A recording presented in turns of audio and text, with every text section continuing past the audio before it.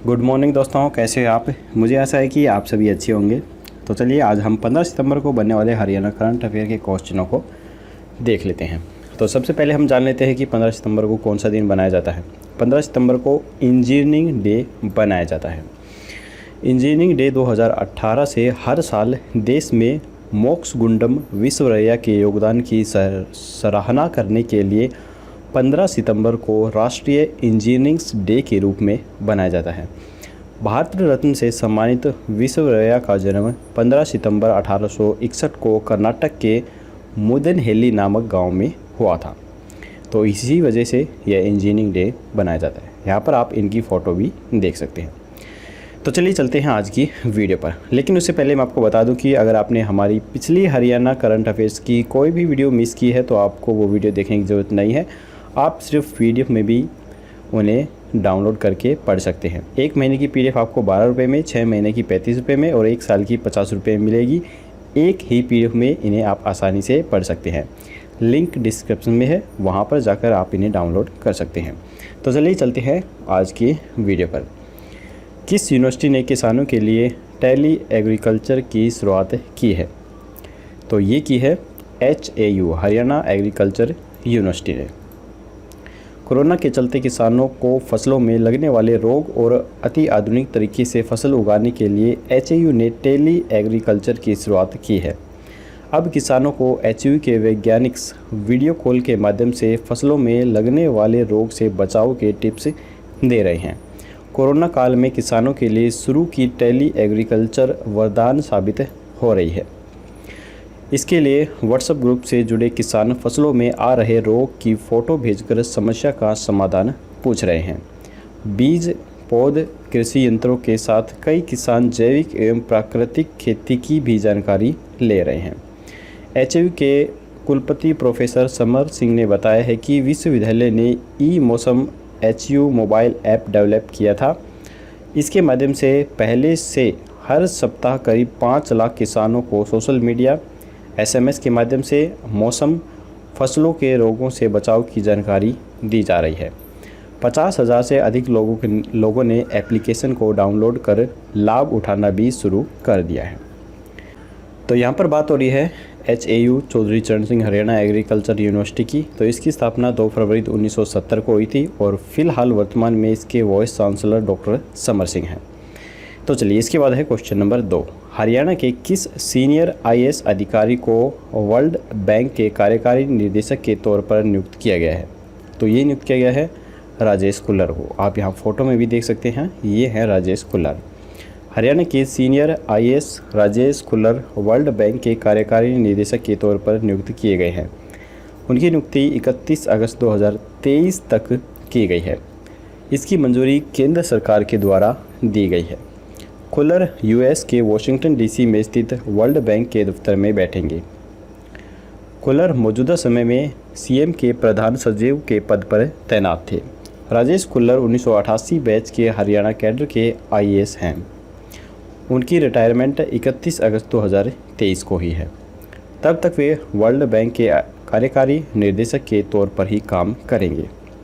मनोहर लाल की भाजपा सरकार में राजेश कुल्लर सबसे प्रभावी IAS में से एक रहे हैं।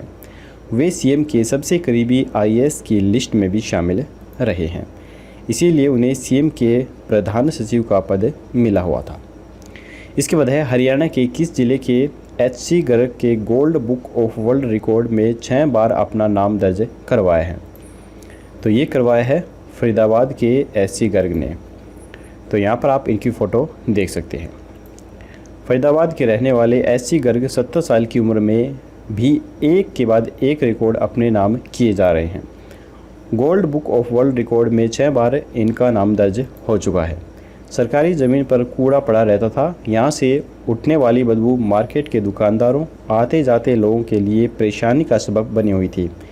इससे वह काफ़ी ज़्यादा परेशान हो रहे थे।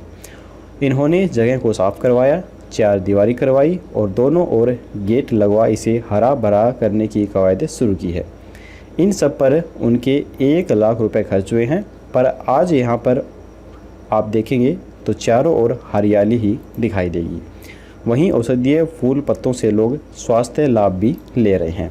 अब पार्क में नीम, बर्ड, पीपल, गेंदा, चंपा, छुई-मुई, अर्जुन, एलोवेरा, गुड़हल, कदम, तुलसी सहित अन्य दर्जनों पेड़ पौधे लगाए गए हैं। इस बगिया की एक और ख़ास बात यह रही है कि यहाँ 7 फुट 2 इंच के गेंदे के फूल के कई पौधे भी लगाए हुए हैं। इसके लिए gold book of world record में भी गर्ग का नाम दर्ज करवाया हुआ है। साथ ही इन्होंने तुलसी का भी इसी बगिया में तुलसी का पौधा 7 फुट 5 इंच का उगाया था। इस पर भी इन्हें यह रिकॉर्ड दिया गया था। ऐसी गर्ग के नाम इससे पहले कपालभाति, गर्भासन, मत्स्यासन और तुला आसन में भी गोल्ड बुक ऑफ रिकॉर्ड बनाया हुआ है। गर्ग ने सेक्टर 7 में ही माँ स्मृति संग्रहालय भी बनाया हुआ है। इसमें ऐसी माताओं की फ़ोटो रखी जा रही हैं जो कि अब दुनिया में नहीं हैं। ऐसी माताओं की हर साल उनकी पुण्यतिथि पर श्रद्धांजलि देकर उन्हें याद करना शुरू कर दिया है। सभी माताओं को याद करने के लिए पहली बार इस तरह की सराहनीय व यादगार पहल की गई है। इसके बाद है, हाल ही में किसने रेत निकालने के लिए जेसीबी के प्रयोग पर रोक लगा दी है? तो ये रोक लगाई गई है पंजाब एवं हरियाणा हाई कोर्ट के द्वारा। पंजाब एवं हरियाणा हाई कोर्ट ने रेत और बजरी के खनन के लिए नदियों में जेसीबी के प्रयोग पर रोक लगा दी है। नवा शहर, लुधियाना और जालंधर में सतलुज नदी के किनारों पर अवैध खनन पर नज़र रखने के लिए जस्टिस राजीव शर्मा और जस्टिस हरिंदर सिंह सिद्धू की खंडपीठ ने तीनों जिलों के एसएसपी को आदेश दिए हैं कि नदी के किनारे पर किसी भी तरह का अवैध खनन न हो। नदी के किनारों पर अवैध खनन के चलते नदी का रुख बदलने लगा है, जिसकी वजह से इसके किनारे पर बसे क्षेत्रों में बाढ़ का खतरा भी बढ़ने लगा है। इसके साथ ही नदियों पर बने पुलों की सुरक्षा के लिए बड़े पुलों से 1 किलोमीटर और छोटे पुलों से आधे किलोमीटर की दूरी तक खनन पर रोक लगा दी गई है। तो ये फैसला Punjab and Haryana high court के द्वारा लिया गया है। इसकी स्थापना हरियाणा की स्थापना के समय हुई थी, यानी कि सन 1966 में इसकी स्थापना की गई थी। इसके बाद है, हरियाणा के किस जिले में साइबर क्राइम को रोकने के लिए जागरूकता टीम का गठन किया जाएगा? तो ये किया जाएगा गुरुग्राम में। प्रतिदिन 15 से 20 शिकायतें केवल साइबर क्राइम पुलिस स्टेशन में पहुंच रही हैं। अन्य थानों में भी प्रतिदिन कुल मिलाकर 5 से 10 शिकायतें पहुंच रही हैं। शिकायतों का अंबार लगता जा रहा है। नतीजा यह है कि शिकायत आने के महीनों बाद मामले दर्ज हो रहे हैं। फर्जी कॉल सेंटर के माध्यम से विदेश में बैठे लोगों के साथ ठगी की जा रही है। जालसाज पहले उनके कंप्यूटर सिस्टम में वायरस भेजते हैं, फिर तकनीकी सहायता देने के नाम पर पैसे वसूलते हैं। यही नहीं, नौकरी दिलाने के नाम पर, इंश्योरेंस दिलाने के नाम पर, इनके नाम पर भी बहुत ही ज़्यादा धोखाधड़ी की जा रही है। इसे देखते हुए जल्द ही एक जागरूक टीम का गठन भी किया जाएगा। यह टीम व्हाट्सएप, फेसबुक सहित विभिन्न माध्यमों से लोगों को जागरूक करेगी। शहर के विभिन्न स्थानों पर भी जाकर कोविड-19 को ध्यान में रखते हुए लोगों को जागरूक किया जाएगा। स्कूलों से लेकर कॉलेजों में भी नहीं, बल्कि सभी प्रकार के शैक्षणिक संस्थानों के संचालकों से संपर्क करके उनसे कहा जाएगा कि वे अपने स्तर पर भी विद्यार्थियों को साइबर क्राइम के बारे में जागरूक करें। दोस्तों, अगले क्वेश्चन पर चलने से पहले अगर आपको हमारी ये वीडियो पसंद आ रही है तो प्लीज़ हमारी इस वीडियो को एक लाइक ज़रूर कर दीजिए, और अगर आप हमारे चैनल पर पहली बार आए हैं तो चैनल को सब्सक्राइब करके घंटे पर ऑल नोटिफिकेशन ज़रूर क्लिक कीजिए, तभी आपको हमारी आने वाली लेटेस्ट वीडियो है वो सबसे पहले मिल सकेगी। तो चलिए चलते हैं अगले क्वेश्चन पर। कोरोना संकट के दौरान महानगरों से नौकरी छोड़कर आए युवाओं को किस यूनिवर्सिटी के द्वारा कृषि स्वरोजगार स्थापित करने में सहयोग दिया जाएगा? तो ये दिया जाएगा HAU यूनिवर्सिटी में। विश्वविद्यालय युवाओं को कृषि आधारित व्यवसाय शुरू करने के लिए प्रशिक्षण देगा और व्यवसाय शुरू करने तक तकनीकी व योजनागत सहयोग भी दिया जाएगा। सरकार द्वारा कृषि क्षेत्र में 1 लाख करोड़ रुपए में से किस किस योजना के तहत युवा स्वरोजगार स्थापित करने के लिए पैसा हासिल कर सकते हैं, यह भी बताया जाएगा। विश्वविद्यालय के कुलपति प्रोफेसर समर सिंह ने बताया है कि जो मूंग किसान बाहर सीधा बेचता है, उस मूंग को दाल बनाकर पैकिंग में बेचे तो बिचौलिए खत्म होंगे और किसानों का जो मुनाफा है वो बढ़ सकेगा।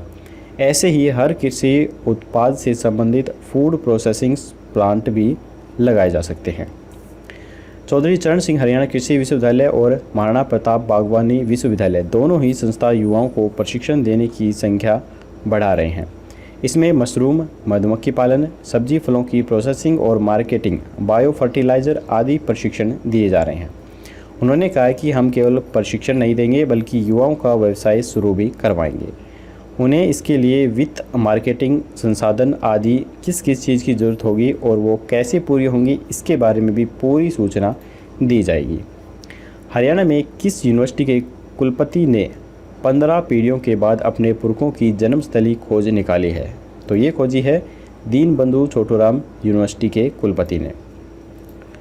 केरल का द्वार कहे जाने वाले पालक्कड़ के रहने वाले डॉक्टर राजेंद्र कुमार अनायत ने 15 पीढ़ियों के बाद अपने पुरखों की जन्मस्थली खोज निकाली है।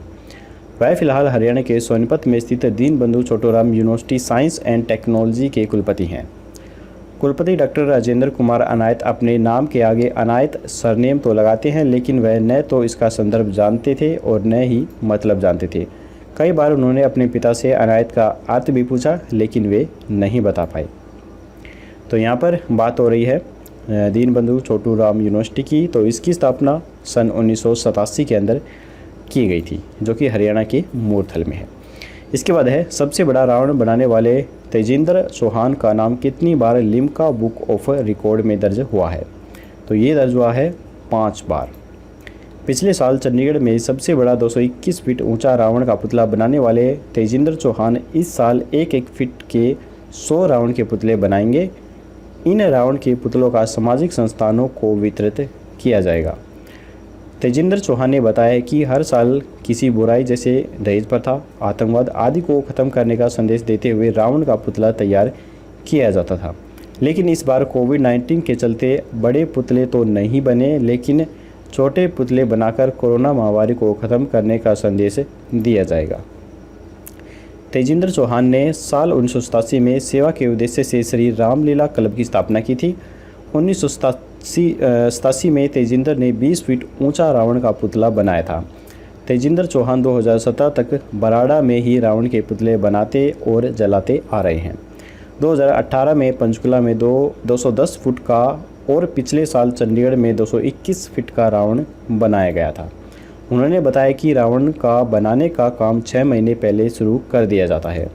सबसे बड़ा रावण बनाने के लिए तेजिंदर का नाम लिम्का बुक ऑफ रिकॉर्ड में 2011, 2013, 2014, 2015 और 2016 में 2 बार रिकॉर्ड ऑफ इंडिया में भी नाम दर्ज हो चुका है। इसके बाद है हरियाणा के कितने स्कूलों में महिला शिक्षक नहीं है? तो ये नहीं है 4078 स्कूलों के अंदर। हरियाणा राज्य बाल अधिकार संरक्षण आयोग की चेयरमैन पर्सन ने बताया है कि आयोग ने बीते दिनों शिक्षा निदेशालय से प्रदेश के 14,000 स्कूलों का डाटा लेकर उसका अध्ययन किया है। आयोग के द्वारा किए गए अध्ययन में पाया गया है कि इन 14,000 स्कूलों में से 4078 स्कूल ऐसे हैं जिनमें एक भी महिला शिक्षक नहीं है। खास बात यह है कि इन 4078 स्कूलों में से 3872 स्कूल प्राइमरी स्कूल हैं, यानी कि जिन स्कूलों के अंदर सबसे ज़्यादा महिला शिक्षकों की ज़रूरत है उनके अंदर सबसे ज़्यादा महिला शिक्षकों की कमी है। इनमें से 776 स्कूल मेवात कैडर के हैं, जिनमें से 487 स्कूलों में कोई भी महिला शिक्षक नहीं है।